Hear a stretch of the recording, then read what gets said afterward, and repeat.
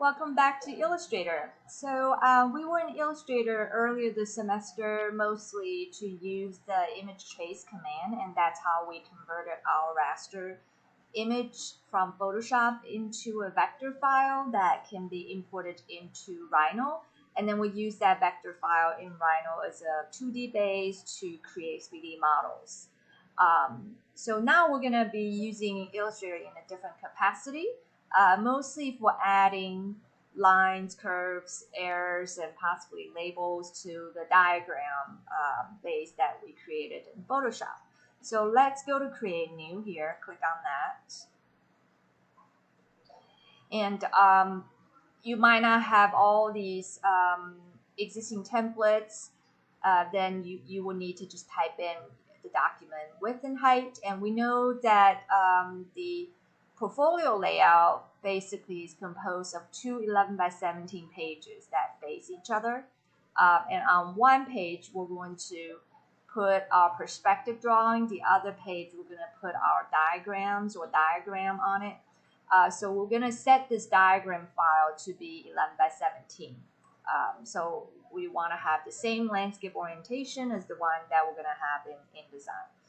So it looks good. Tableau here, landscape orientation looks good. Down here, basically we want to choose CMYK if you hope to print your portfolio later. In that case, you want to keep the raster effects to be 300 ppi. If you have a very slow computer, you want to choose RGB color, which is typically used for screen viewing. In that case, the screen can only allow 72 ppi to get through, so there's no need for you to go up to medium or high. So if you choose 72 and RGB, the file is going to work faster on your computer in case it's very slow. And then this is where you can choose how many artboards you would like to have. For now, let's just have one.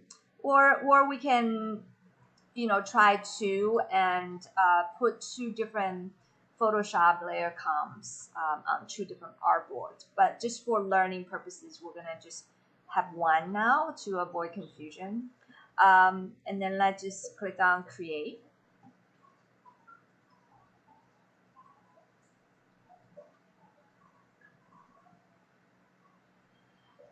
Okay, now you can see how a layer was automatically created.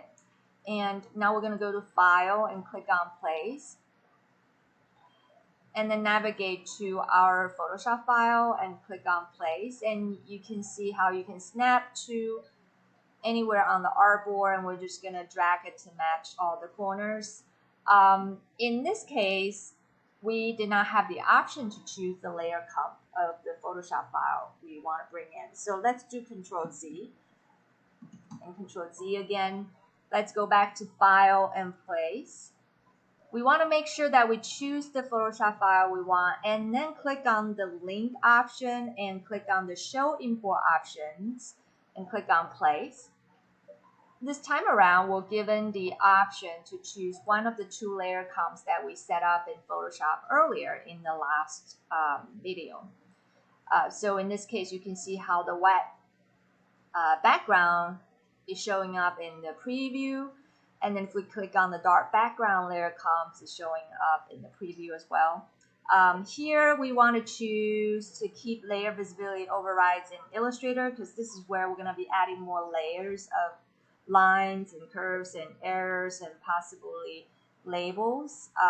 If you choose use Photoshop layer visibility, then it's just going to show what's in Photoshop.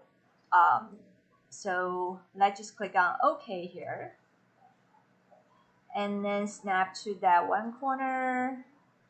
And it's okay for us to kind of distort this axonometric diagram because it depends on the angle of view. It can look more elongated or more tilted and so on. And we want to bring in the other layer comp.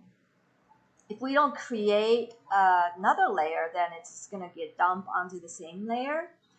So we can just click on create a new layer here and make sure that it's checked, it's highlighted. And then let's go to Place and make sure we click on the same Photoshop file, check the link and show import options and click on place. So this time we'll bring in the white background layer comp and just snap it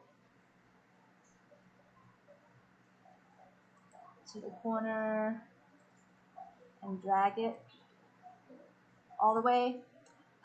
So now we have two Photoshop layer comps placed inside of Illustrator. Then we can start playing around with basically where we're gonna have the reference lines coming out with labels and so on. In the next video, I'm gonna show you a different kind of workflow of setting up the layer comps as two artboards and show how these two files are used differently once we place them into InDesign.